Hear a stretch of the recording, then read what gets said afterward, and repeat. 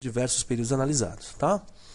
Bom, os autores do material da CAPES, eles selecionaram, na verdade, outros temas relevantes além dessa primeira visão mais geral, né? A segunda unidade trabalha a questão do processo de industrialização no Brasil, né? Quer dizer, vai dar conta justamente desse fenômeno. Como que uma economia que até 1929 era essencialmente uma economia direcionada para a agroexportação do café, né? Lógico, também de alguns outros bens, como o açúcar e a borracha, em alguns momentos importantes, né? Mas a dinâmica dessa economia era pautada pela dinâmica da economia do café, como que esse sistema evolui, né? Como que essa economia evolui, se tornando uma economia que nos anos 80 é bastante complexa, com praticamente todos os ramos e atividades industriais, claro que não competitiva no plano internacional, mas uma economia que a gente podia classificar já como fortemente industrializada, como altamente industrializada, né? E aí você tem toda uma discussão sobre isso. Aqui eu gostaria só de ressaltar dois elementos dessa discussão, né? O primeiro, que me parece muito importante para a reflexão de vocês, diz respeito ao caráter retardatário da industrialização brasileira. O que quer dizer isso, tá, gente? É relativamente simples, né? A Revolução Industrial na Inglaterra aconteceu em 1750. A segunda Revolução Industrial, que já é retardatária em relação à inglesa, aconteceu nos idos de 1850. E no Brasil, industrialização de fato, né, crescimento da economia puxado por investimentos industriais, pela dinâmica da indústria, isso só vai acontecer a partir de 1930. Qual é o problema de você crescer retardatariamente?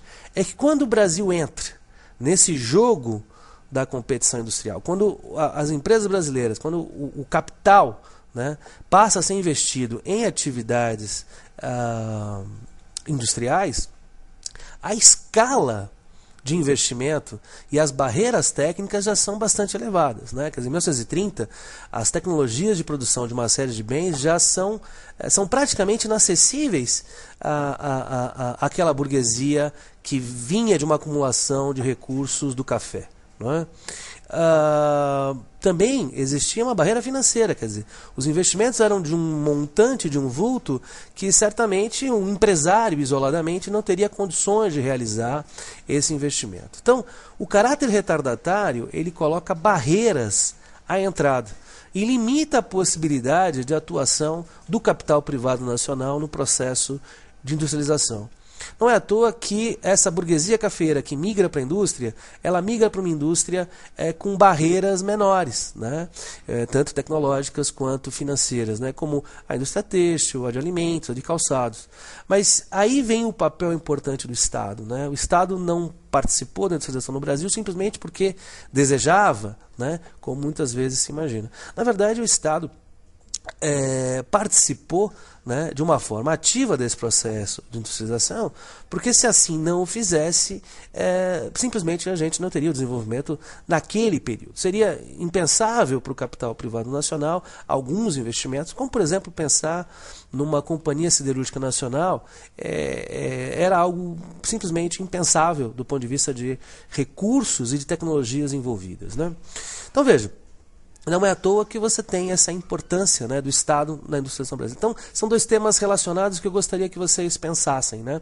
O primeiro, a questão do caráter retardatário, e a partir daí, deste caráter retardatário, a importância do Estado no processo de industrialização, né?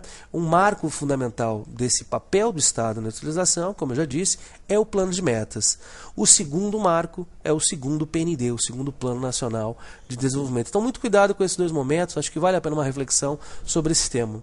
Finalmente, a discussão do material ela acaba se encaminhando, acaba indo na direção de uma discussão mais recente, que é a discussão da desindustrialização, né? Quer dizer, o Brasil recentemente estaria passando por um processo de desindustrialização.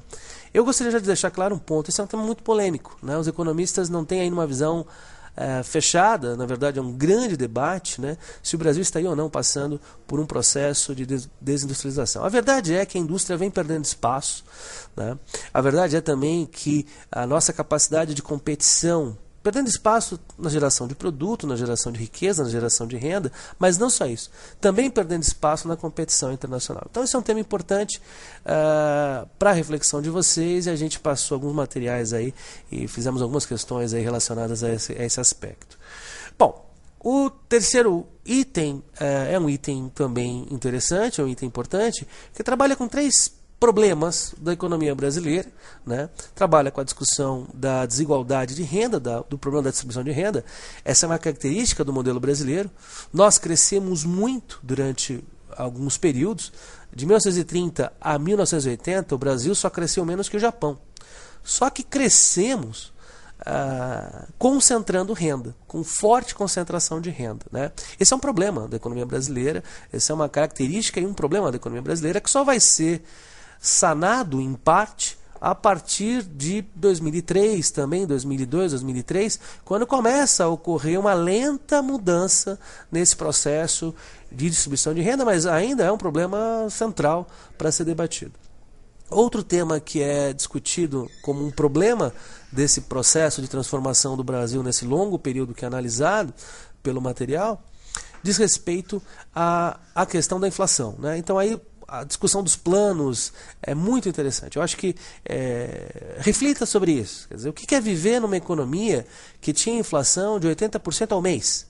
Né? Como é que você vive numa economia como essa? Esse é um grande tema. E não é apenas isso, porque o governo, para tentar controlar essa inflação, fez loucuras e maluquices que a gente poderia classificar até como coisas quase que insanas hoje. Né? Você imagina o que é você simplesmente determinar que os preços estão congelados, que ninguém mais pode aumentar os preços, como aconteceu no Plano Cruzado, ou no Plano Bresser, ou no Plano Verão. Ou ainda você sequestrar, você bloquear os ativos financeiros dos agentes, como aconteceu no Plano Collor.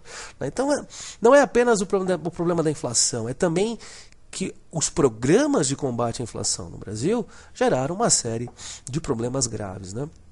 Finalmente, nessa terceira unidade, você trabalha com a questão do desemprego, que é um tema também importante, mas eu acredito que aí se trabalha de uma forma menos desenvolvida, e até pela questão de espaço a gente entende esse desenvolvimento apenas limitado do tema do desemprego. Bom, por fim, para também não ser muito cansativo, a gente teria a quarta unidade, que vai discutir a inserção internacional da economia brasileira. Esse é um tema muito interessante.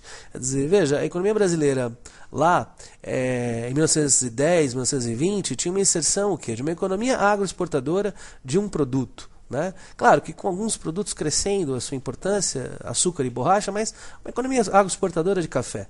Caiu o preço do café, a gente diminuía a nossa renda. Mas para defender isso, o governo utilizava uma série de políticas.